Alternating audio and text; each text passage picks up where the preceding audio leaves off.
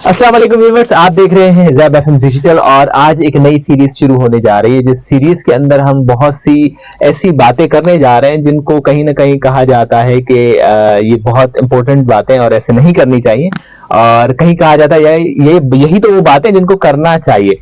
तो इस बात के माबेन जो भी है मसला ये है कि ये हमारे फ्यूचर से वाबस्ता चीज़ है।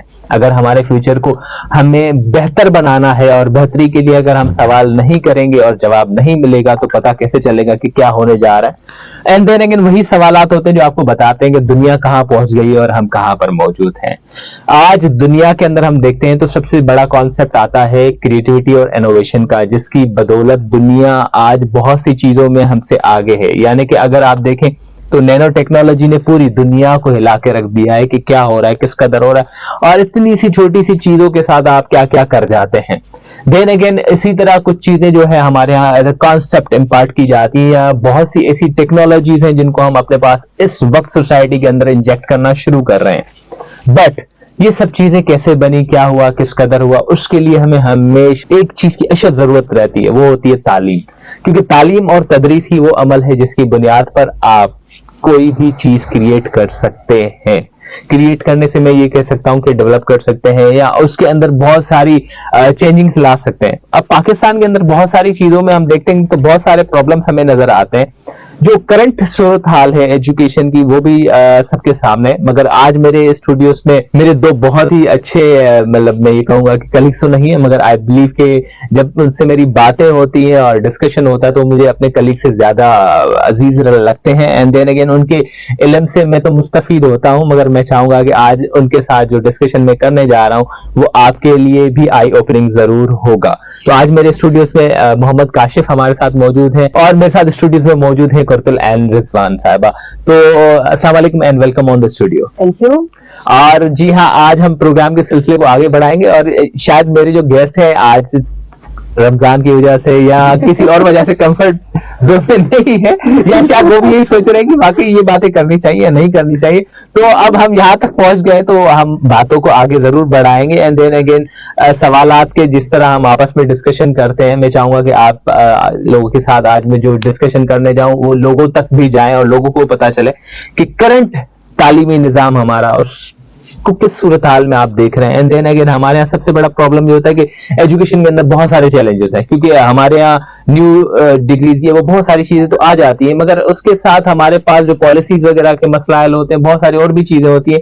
मैं चाहूंगा कि आज आप लोग हमें बताएं कि करंट सिचुएशन क्या है हमारे एजुकेशन की और क्या चैलेंजेस दरपेश हैं। Thank you. पहले तो हम आपको थैंक यू ये कहना चाहते हैं कि आपने एजुकेशन पे बात करने के लिए हम सबको इनवाइट किया, क्योंकि जेबिस्ट में एजुकेशन डिपार्टमेंट स्ट्रांगली वर्किंग कर रहा है प्रोफेशनल डेवलपमेंट के लिए और हम बहुत सारी चीजों को रिसर्च कर रहे हैं, एक्सेस कर रहे हैं और उसके ऊपर फाइंडिंग जो है अपनी तलाश कर रहे हैं कि क्या इश्यूज हैं कि हमारे एजुकेशन सेक्टर में कुछ चीजें प्रॉब्लमेटिक हैं।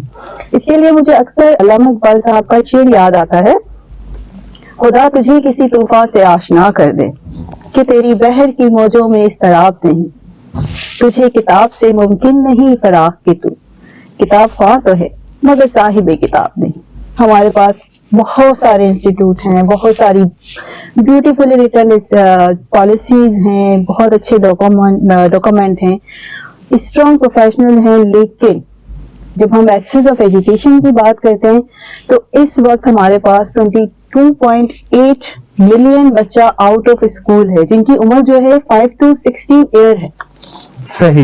ये सेकंड हाईएस्ट रेट है तमाम कंट्रीज में ड्रॉप आउट चिल्ड्रन का जो स्कूल नहीं जा सकते और ये पाकिस्तान के लिए अलार्मिंग सिचुएशन होनी चाहिए और इसके ऊपर पाकिस्तान को हंगामी बुनियादों पे काम करना चाहिए। और जैसे कहा ना, तेरी बहर की मौजों में इस्तराब नहीं, पाकिस्तान इस वक्त इस पे इतना शदीद काम नहीं कर रहा। और जो हमने 25A आर्टिकल कॉन्स्टिट्यूशन का बहुत प्यारा, बहुत खूबसूरत बनाया, जिसमें हमने ये मेंशन किया कि पाकिस्तान जो है फ्री और कंपल्सरी एजुकेशन प्रोवाइड करेगा 5 to 6 ईयर के बच्चों को, लेकिन स्टिल हम उस प्रोसेस को सक्सेसफुली इम्प्लीमेंट नहीं कर पाए और कहीं ना कहीं ये प्रोसेस जो है इग्नोर हो गया। पर हम देखेंगे कि जब भी आप 25 आर्टिकल का दिन सेलिब्रेट करेंगे तो बड़े आपको ना स्ट्रॉन्ग और एक्साइटेड किस्म के कमेंट, बड़ी तकरीरें मिलेंगी, लेकिन वो सिर्फ उसी दिन तक महदूद हो जाती हैं, हम उसको आगे की तरफ लेके नहीं चलते। दूसरा ये कि हमारे पास अगर हम इस रेशो को देखें कि 22.8 मिलियन का मतलब है 44% आपकी youth generation out of school है। अब ये हम सिर्फ बात करें बेसिक एजुकेशन की, जी जी, जो है 5 to 16 ईयर का, क्या आप टर्शरी एजुकेशन के एनरोलमेंट को रिटेन कर पाते हैं? कि जो 66% जा रहा है स्कूल, वो रिटेन हो रहा है आपकी एजुकेशन, हायर एजुकेशन के लिए? क्या वो कॉलेजेस को, यूनिवर्सिटीज को पहुंच पाता है, या वो वहां से एग्जिट कर देता है?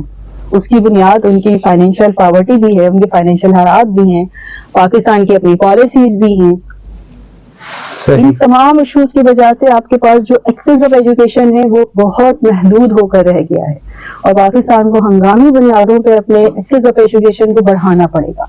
सही। अच्छा, जैसे अभी हम आपसे बात कर रहे थे और इवन मैंने प्रोग्राम के स्टार्ट में ही बात की थी कि हमें जब तक पता नहीं होगा कि हमारे माशरे में क्या है, किस कदर हो रहा है, इवन आज आपकी बहुत सारे लोगों की आंखें खुल गई होंगी कि हमारे इस वक्त सोसाइटी के अंदर 44% जो हमारे चाइल्ड हैं, जो जस्ट लाइक जिनकी बेसिक एजुकेशन की एजेस हैं, वो इन सब चीजों से महरूम है। अगेन बात आती है कि हमें एजुकेशन का एक्सेस बढ़ाना पड़ेगा, और हम देख रहे हैं कि बहुत सारे प्रोविंसेस जो हमारे हैं वहां पर एजुकेशन फाउंडेशंस के प्रोसेस शुरू हो चुके हैं, मगर ऑब्वियसली एक टाइम चाहिए होगा, सारा चाहिए, मतलब सारी चीजें देखने के लिए, सारे मामला देखने के लिए। अच्छा, एक सवाल है बहुत ही इंपॉर्टेंट जो मैं समझ रहा हूँ कि क्वालिटी एजुकेशन भी, चले ठीक है, हमने एक्सेस तो कर दिया, हमने बढ़ा दिया, मामला भी बढ़ रहा है, मगर क्वालिटी एजुकेशन एक सबसे बड़ा, मैं कहूंगा कि एक उल्मिया है आजकल के दौर में, और उसके साथ जो क्वालिफाइड टीचर्स हैं उनके चैलेंजेस, उनके मसाइल, इस पे आप क्या कहना चाहेंगे? Thank you, Atik, having me for this discussion.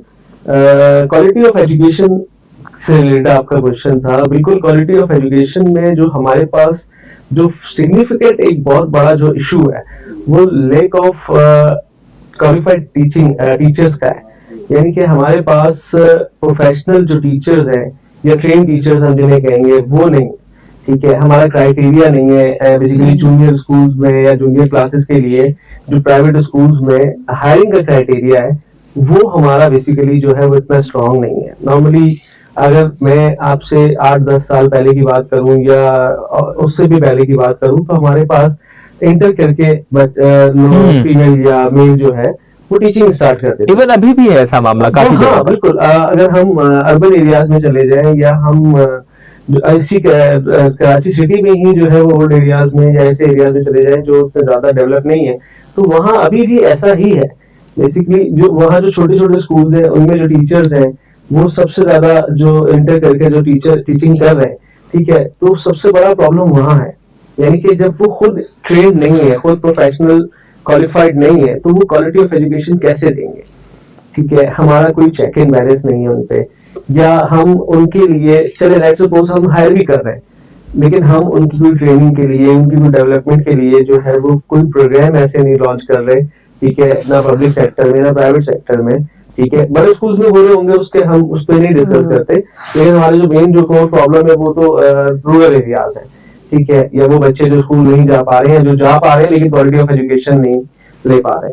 तो मेन प्रॉब्लम हमारा जो है वो ये है कि हमारे पास जो टीचर्स हैं वो उतने क्वालिफाइड नहीं है जो है वो क्वालिटी एजुकेशन जो है वो प्रोवाइड कर सकते। अच्छा, इसमें एक चीज मैं ऐड करना चाहती हूँ काशिफ की बात में, दो चीजें हैं कि जो हमारी टीचर पॉपुलेशन है, अगर हम अपना करंट सिनेरियोस पर देखें, जो IBS अखर ने टेस्ट आपके लिए थे अपॉइंटमेंट के लिए, टीचर्स अपॉइंटमेंट के लिए, तो उसमें पूरी तरह से इग्नोर कर दिया गया था इस चीज को कि अगर आप MA BEd या MS एजुकेशन MA एजुकेशन है तो आपको प्रेफरेंस दी जाएगी।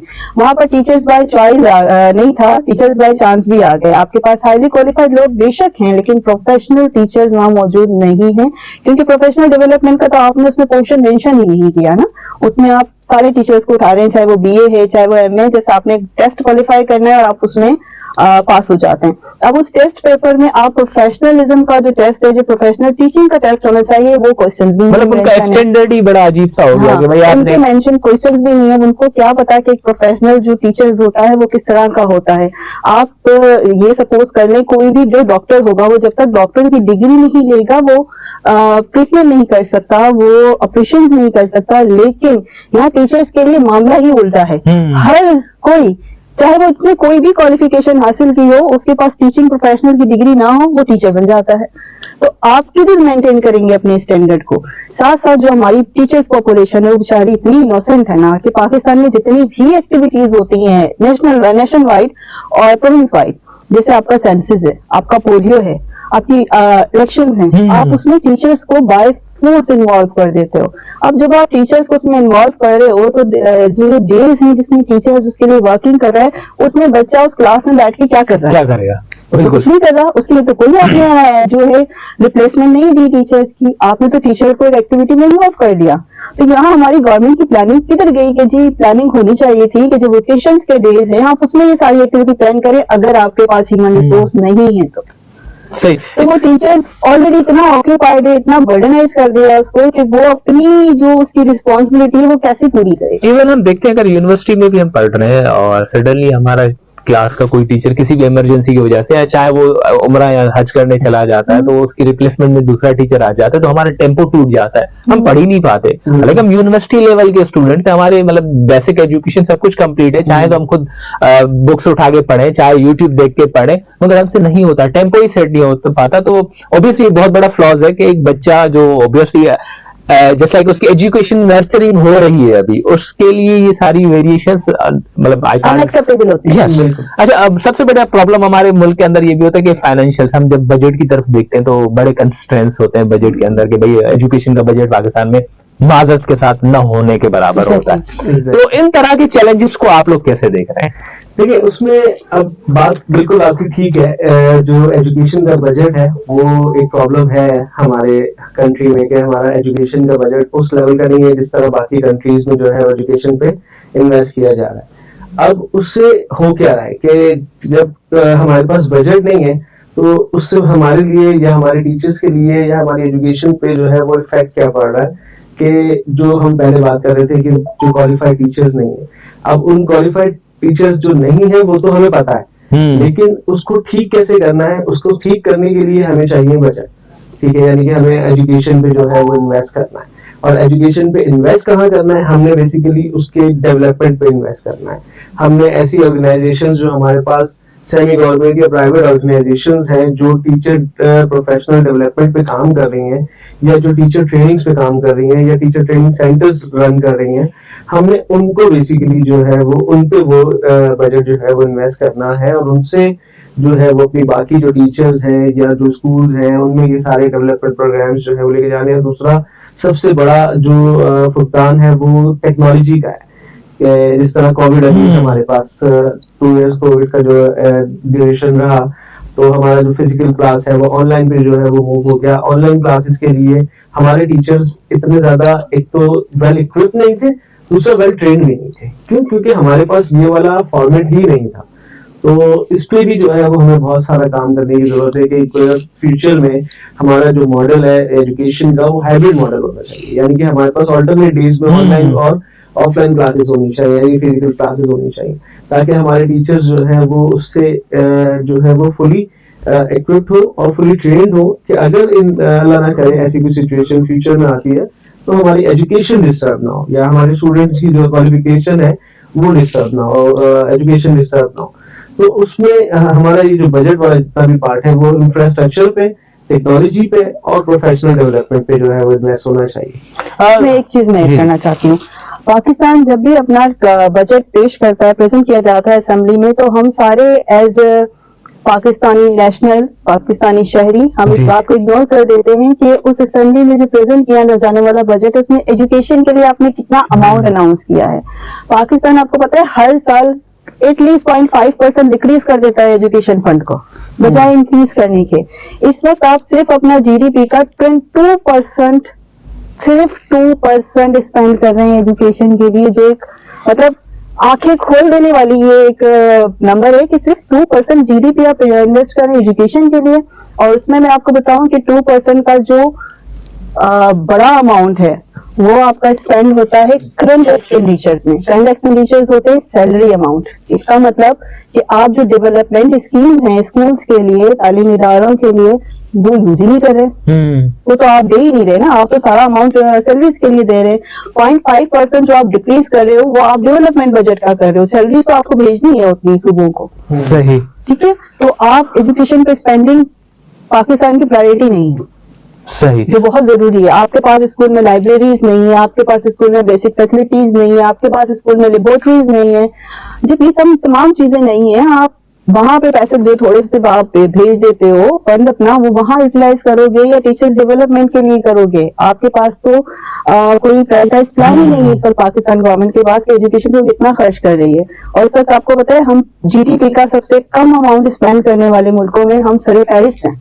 बिल्कुल। साउथ एशियन कंट्रीज में, साउथ एशियन कंट्रीज में पाकिस्तान वो मुल्क है जो सबसे कम जीडीपी स्पेंड करता है अपने एजुकेशन बजट पे। आपकी बातों से मुझे एक चीज जो मैं कहूंगा कि हम इस शो से करने से पहले भी कह रहे थे कि बातें करनी चाहिए और नहीं करनी चाहिए, तो बहुत सी चीजें हैं जो अभी मेरे दिमाग में एक सवाल आया। बिल्कुल देखिए, एक जगह हम कह रहे हैं 44%, ठीक है भाई, आपकी जो यूथ बनेगी वो ऑलरेडी मतलब अंडर एजुकेशन तो मैं कहना अभी आउट ऑफ स्कूल है, ड्रॉप आउट है। दूसरी चीज ये जब कि आपका बजट ऑलरेडी 2% जीडीपी का आप इन्वेस्ट कर रहे हैं। तीसरी चीज आप जो कह रहे हैं कि भाई हमें एक्सपेंशन फेज में जाना है, हमें जो है ना एक्सेस करना है एजुकेशन को। तो अब ये सवाल बनता है कि ये मुमकिन कैसे होगा अगर आप कह रहे हैं कि भाई क्वालिटी एजुकेशन की बात भी करें और उसका एक्सेस भी बढ़ाना है, रीच बढ़े, कैसे, क्या मतलब आप लोग माशाल्लाह एजुकेशन फील्ड से हैं और आप मतलब एक बहुत अच्छे इंस्टीट्यूट से और बहुत अच्छे टीचर्स के अंडर पढ़ रहे हैं, और आपके जो इस वक्त मैम सादिया दुरानी साहबा ने आपको एक प्रोजेक्ट भी असाइन किया हुआ है। इस सवाल से मैं चाहूंगा कि आपकी एक्सपर्ट ओपिनियंस क्या कह रहे हैं, क्योंकि फ्यूचर के आप भी स्कॉलर्स हैं अल्हम्दुलिल्लाह, आप भी मतलब विद इन अ ईयर आपकी डिग्रीज कंप्लीट होने को जा रही हैं। तो मैं आपसे चाहूंगा कि आप अपने तरफ से हमें समझाएं, बताएं, जो आपने सोफा रिसर्च की भी है उस हवाले से, कि इसके एक्सेस को कैसे, इस मामले को जस्ट लाइक इम्प्रूव किया जाए, एक्सेस भी हो जाए और क्वालिटी एजुकेशन भी आ सके। देखिए, एक्सेस बढ़ाने के लिए पाकिस्तान को, जैसे मैंने पहले ही कहा, हम बात करते हैं कि जी फ्लड इमरजेंसी आ गई, रैन इमरजेंसी आ गई। पाकिस्तान को डिक्लेयर करना पड़ेगा कि ये एजुकेशन इमरजेंसी भी है। ये अलार्मिंग है कि आपके पास एक बहुत बड़ी तादाद आउट ऑफ स्कूल बच्चे की है, और इसके पीछे जो रीजंस हैं, कराची एक बहुत बड़ा शहर है, हैदराबाद एक बहुत बड़ा शहर है, लेकिन हमारे शहरों के साथ कुछ ऐसे गांव देहात भी आबाद हैं जहां अगर आप जाकर देखेंगे तो एक वीरान खाली स्कूल की बिल्डिंग आपको दिखाई देगी, जहां टीचर्स नहीं जा सकते। टीचर्स घोस्ट स्कूल वो इसलिए होते हैं ठीक बिकॉज वहाँ टीचर्स जा नहीं जाते, पहुंच नहीं पाती, उनके लिए ट्रेवलिंग है ही नहीं वहां जाने के लिए।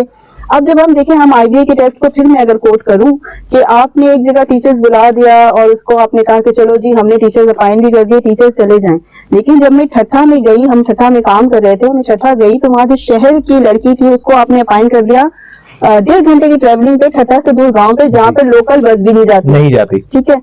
अब वो लड़की तो पॉइंट हो गई, उस अपने देहात में 2 बच्चियां थी पढ़ी लिखी जो वॉलंटियर इस स्कूल को रन करती थी।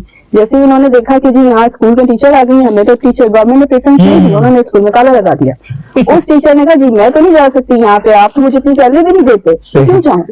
तो गवर्नमेंट को देखना पड़ेगा कि जी आप जो स्कूल है, जो लोकल स्कूल है, वहाँ लोकल टीचर अपॉइंट करें, उसके बाद आप वहाँ पे उसकी बेसिक फैसिलिटीज को प्रोवाइड करें। बच्चे की जरूरत है कि उसने वॉशरूम जाना है, बच्चे की जरूरत है कि उसको गर्मी लग रही है, बच्चे की जरूरत है कि उसके पास स्कूल की छत उसके ऊपर ना गिरे, बच्चे की जरूरत है कि उसके पास लाइब्रेरी होनी चाहिए। लाइब्रेरी के नाम पे आप बच्चे कुछ नहीं देते, बच्चे की जरूरत है कि उसके पास एक ट्रेन टीचर होनी चाहिए। जब ये सब चीजें मौजूद नहीं है और आप एक बिल्डिंग खड़ी कर देते हैं, वहाँ बच्चा क्यों बैठेगा, वहाँ तो फिर भैंस ही बनेगी ना, या अनाज के गुलाम बन जाएंगे वहाँ। इवन हमारी सोसाइटी में एक और भी मामला है ना कि भाई लड़की पढ़ लिख गई, अब जॉब भी मिल गई, चले जॉब मिल गई तो उसकी शादी की डेट फिक्स हो जाती है, लेकिन हमारे पास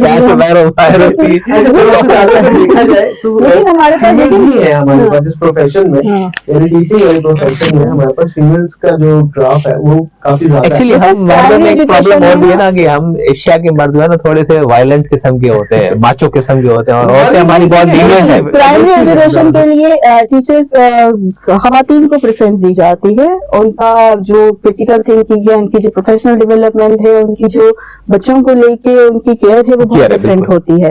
लेकिन जब हम बात करते हैं अपने एजुकेशन के एक्सेस की, तो उसमें मैं एक चीज और ऐड करना चाहूंगी। हम क्वालिटी एजुकेशन की तो बात करेंगे कि एजुकेशन डिपार्टमेंट को क्वालिटी ऑफ एजुकेशन पे काम करना पड़ेगा, इसके साथ साथ रेलिवेंस पे भी काम करना पड़ेगा। और रेलिवेंस यही है कि आप नॉन प्रोफेशनल टीचर्स को टीचर्स बना देते हैं।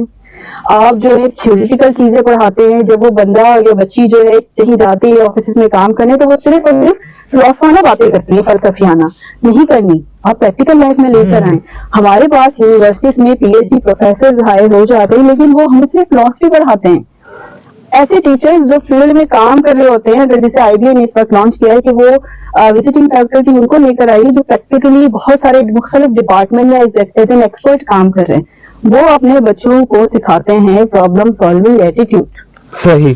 तो वहां से उनकी प्रॉब्लम सॉल्व करने की एक कैपेसिटी बढ़ती है, और वहां उनको जो है आपकी इंटर्नशिप के ड्यूरेशन में ही जॉब्स ऑफर हो जाती हैं, बिकॉज वो आपको देख रहे हैं कि आपकी जो एबिलिटीज है वो सिर्फ रिटर्न नहीं है, आप सिर्फ फलसफियाना बातें नहीं करें, आप प्रैक्टिकल लाइफ में हमारे साथ काम करते हैं। सही। और वो बहुत डिफरेंट होती है। आपने एजुकेशन डिपार्टमेंट से रेलिवेंस और क्वालिटी को माइनस कर दिया इस वक्त। हमारे पास बहुत अच्छी इमारतें आपने बना के दे दी हैं कहीं कहीं। अच्छा, मैं ये सब चीजें जब देख रहा हूँ तो मुझे बहुत सारे मसाइल ही नजर आ रहे हैं हर जगह पर।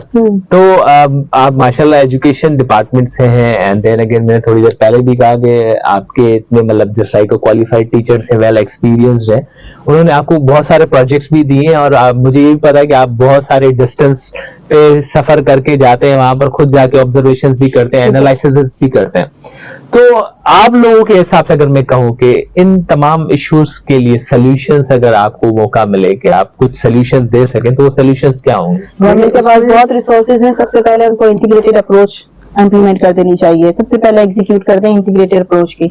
एक डिस्ट्रिक्ट में आपके पास 10 इंटरनेशनल ऑर्गेनाइजेशन और 10 लोकल ऑर्गेनाइजेशंस मौजूद हैं जो एजुकेशन पे ही काम कर रही हैं खैर से, लेकिन हम सब एक अलग अलग जो है ना पॉकेट्स में काम करें, उनको पता ही नहीं कि हम काम क्या कर रहे हैं। तो इन सबको एक जगह पे इंटीग्रेट करके हमें इन रिसोर्सेज को यूटिलाइज करके सबसे पहले अपनी एजुकेशन सिस्टम को दुरुस्त करना चाहिए। सही, मतलब सेंट्रलाइज सिस्टम होगा तभी। और मैंने काशिफ की बात काटी थी, तो काशिफ मैं बेसिकली यही ऐड करना चाह रहा था कि देखिए हमारे पास ऑर्गेनाइजेशंस हैं, ठीक है, हमारे पास एनजीओज हैं और जो कि बहुत सारा इस पे काम कर रही हैं, लेकिन बात ये है कि उनकी बेसिकली सेंस जो है, उनकी जो डायरेक्शन है, ठीक है, उसको सेट करने की जरूरत है, यानी कि उसको ठीक करने की जरूरत है कि हमें किन किन डोमेन्स पे काम करना है। बेसिकली किसी भी चीज को फिक्स करने के लिए सबसे पहले जो चीज हमें देखनी होती है कि हमें ये देखना होता है कि हमने जो कौन सा डोमेन है जिसमें हमने पहले काम करना है। जैसे हमने बात की थी प्रोफेशनल डेवलपमेंट की, तो हमें प्रोफेशनल डेवलपमेंट में देखना होगा कि हमें क्या करवाना है, हमें ट्रेनिंग करवानी है, हमें वर्कशॉप करवानी है, या हमें उनको इंफ्रास्ट्रक्चर देना है, ठीक है। तो हमारे पास बहुत सारी ऐसी ऑर्गेनाइजेशंस हैं जो सेमी गवर्नमेंट है, गवर्नमेंट है, ठीक है, प्राइवेट ऑर्गेनाइजेशंस हैं जिनके पास ये सारी टेक्निकलिटीज क्या या वो इस चीज को जो है उस चीज में स्पेशलाइज है, तो उनसे हम हेल्प ले सकते हैं, ठीक है, यानी कि थ्रू गवर्नमेंट या थ्रू प्राइवेट सेक्टर हम उनको अप्रोच करके, और हम खुद भी बहुत सारी जगह पे ऐसे प्रोजेक्ट कर रहे हैं और कर रहे होंगे फ्यूचर में इंशाल्लाह, कि जिसमें हम बहुत सारे ऐसे वर्कशॉप्स जो है वो अरेंज करेंगे या ऑर्गेनाइज करेंगे या सेमिनार्स कर रहे होंगे जिसमें हम ये टीचर प्रोफेशनल डेवलपमेंट पे जो है वो काम कर रहे होंगे। तो अगर हम ये इन सारी ऑर्गेनाइजेशंस को अपने साथ जो है वो मर्ज करते हैं, या गवर्नमेंट की तरफ से कोई ऐसा सिलसिला बन जाता है जिसमें ये सारी ऑर्गेनाइजेशंस जो है वो ऑनबोर्ड हो जाए और वो अपने अपने डोमेन्स में जो है वो ट्रेनिंग करवाना शुरू कर दें, या अपने अपने डोमेन पे जो भी फैसिलिटीज हमें दे सकती हैं वो अगर प्रोवाइड करें तो हम इसको बेहतर कर सकते हैं। इंडीड। अच्छा, ऑब्वियसली आपको पता है कि वक्त बड़ा एक अहम हथियार होता है जो टाइम के साथ इस्तेमाल किया जाए तो बहुत बेनिफिशियल बहुत बेनिफिट्स मिलते हैं। एनीवेज, प्रोग्राम अपनी इख्तिताम पर जा रहा है, मगर मैं काशिफ साहब आपसे और कोतल आपसे मैसेज भी लूंगा, बहुत सारी चीजें करनी है और भी, मगर मैं ये चाहूंगा कि आप एजुकेशनिस्ट हैं और फ्यूचर के स्कॉलर्स हैं, आप मुझे बताएं कि पॉलिसी मेकर्स के लिए आपका क्या ख्याल है, क्या आप उनको मैसेज देना चाहेंगे? पॉलिसी बनाते हैं जो हमारे लिए, जैसे हमने बात की कि भाई स्कूल्स हैं, बिल्डिंग बन गई, भाई उसके अंदर एपरेटस कुछ भी नहीं है, आपने चले फर्नीचर भी दे दिया, सैलरीज भी आ गई, दुनिया चांद तक पहुंचने की तैयारी कर रही है और आज हम ये करेंगे भाई लकड़ी की चेयर की जगह लोहे की चेयर लगा लो, अच्छा ये जुगाड़ नहीं तो ये कर लो, अच्छा आरसीसी छत नहीं है तो भाई टीन की छत डालो, बच्चों को पढ़ाओ दिखाओ, दिखाने वाला काम हमारे पास बहुत चल रहा है। अब मामला अगेन वही आता है जो मैं सवाल आपसे दोबारा करूंगा कि पॉलिसी मेकर्स, क्योंकि ये सब काम उनके हाथ में होता है, उनके लिए आपका मैसेज क्या होगा? देखिए बड़ा शॉर्ट और क्विक मैसेज है मेरा उनके लिए कि दो चीजें करें, स्टैंडर्डाइजेशन और इम्प्लीमेंटेशन। पॉलिसीज बनती है, इम्प्लीमेंट नहीं हो पाती है, पॉलिसी बनाने के बाद उसको इम्प्लीमेंट करते हैं तो ऑटोमेटिकली जो है वो स्टैंडर्डाइजेशन भी जो है वो काम हो जाएगा। ये दो चीजें। मेरी भी सेम मैं यही कहना चाहती हूँ, क्योंकि पाकिस्तान गवर्नमेंट के पास जो पॉलिसीज हैं उसमें कोई डाउट नहीं, वो बहुत खूबसूरत, उससे स्ट्रॉन्ग पॉलिसी आपको नहीं मिल सकती, उस पॉलिसी को इम्प्लीमेंट नहीं किया जाता। तो हमें इस वक्त जो फोकस करना है वो इम्प्लीमेंटेशन की तरफ करना पड़ेगा। सही। तो पॉलिसी मेकर्स को डिसाइड करना पड़ेगा कि उनकी प्रायोरिटीज क्या है, उनको इम्प्लीमेंट कैसे करना है, उनको इंटीग्रेट कैसे करना है।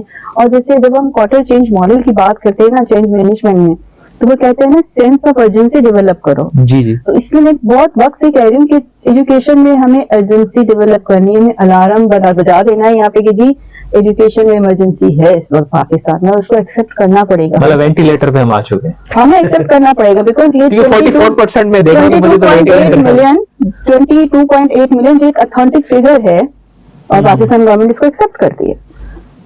ये एक अलार्मिंग सिचुएशन है, ये छोटी बात अलार्मिंग नहीं है मैम, ये वेंटिलेटर आ चुका है। ये छोटी बात कतई नहीं है, ये बहुत अलार्मिंग सिचुएशन है। तो हम जो है हम सारे करते ये हैं कि हम बड़े अच्छे एसी रूम में बैठ के जो है जर्मनी और फ्रांस के टी सेट में चाय पीते हुए ये सोचते हैं कि हमें पाकिस्तान के लिए क्या करना है। तो जरा हमें इस एनवायरनमेंट से निकलना पड़ेगा। हम इस रूम में बैठ के फ्लड की होती हुई खवातीन को देख के कहते हैं यार हम इनके लिए क्या करेंगे, हमें छोड़ना पड़ेगा, हमें उनके साथ बैठ के उनके लिए काम करना पड़ेगा और ये बहुत जरूरी है इस पाकिस्तान के लिए। सही। Lastly I must say I am very thankful to you both guys. मैं उम्मीद करता हूँ कि मेरे साथ जो आपका आज का पॉडकास्ट है वो बहुत ही वाइटल डिस्कशन आपके लिए भी रहा होगा और फ्यूचर में इस तरह के हम सेशंस करते रहेंगे। लास्टली मैं आपसे एक चीज पूछना चाहूंगा आप दोनों से कि आप जब तक एजुकेशन डिपार्टमेंट के स्टूडेंट नहीं थे और अब आप एजुकेशन डिपार्टमेंट के एक स्टूडेंट और क्वालिफाइड रिसर्च स्टूडेंट आप होने के साथ साथ डिग्री लेना जा रहे हैं, क्या डिफरेंस उस वक्त और इसमें, मतलब जैसे लाइक उस टाइम में और इस टाइम में देख रहे हैं, क्या आपकी लाइफ के अंदर ज़ैबिस्ट का और एजुकेशन डिपार्टमेंट का या आपके टीचर्स का किरदार रहा? बिल्कुल। जब मैंने डिग्री स्टार्ट की थी ना, तो उस वक्त जो पर्सपेक्टिव था एजुकेशन का और जिस टाइम पर मैं स्कूल या कॉलेज में था, ठीक है, मैं उस वक्त की एजुकेशन को और अब जो एजुकेशन दी जा रही है, जो अब चल रहा है, वो बहुत ज्यादा डिफरेंट है। ठीक है, मतलब मुझे ये लगता है कि शायद हमने तो कुछ पढ़ा ही, मतलब जितनी एडवांसमेंट अब आ चुकी है या जितना टेक्नोलॉजी का यूज अब हो रहा है, मतलब उस वक्त की वो जो टर्मिनोलॉजीज है वो हमारे दौर में तो थी नहीं। सही। बहुत चेंज है, पर्सनैलिटी में चेंज है, आपकी इंफॉर्मेशन में चेंज है, आप बड़ा डीपली चीजों को देख रहे हैं। साथ साथ वंस अगेन मैं गालिब को याद करूंगी, क्योंकि जब तक हम यहाँ से अपनी प्रोफेशनल डिग्री को कंप्लीट करके निकलेंगे तो उसके लिए बात यही होगी, दाम हर मौज में है हल्का सद्गाम नहीं, दाम हर मौज में है हल्का सद्गाम नहीं, देखें क्या गुजरे है कतरे पे गौर होने तक। वाह भाई। और ये कहते हैं ना उम्मीद से कायम है दुनिया और उम्मीदों पे हमें बिल्कुल कायम रहना चाहिए और उम्मीदें इस कदर हो कि हमारे जज्बात को झंझोल दे के हमें कुछ करने पे मजबूर कर दें और बहुत सी चीजें हम करने जाएंगे। इसी तरह के और पॉडकास्ट में हमारे कुछ और भी दोस्त होंगे क्योंकि ये सेशन हमने शुरू किया है और इन दोस्तों के साथ दोबारा भी हम पॉडकास्ट करेंगे। तब तक के लिए मुझे इजाजत, फी अमान अल्लाह करेंगे।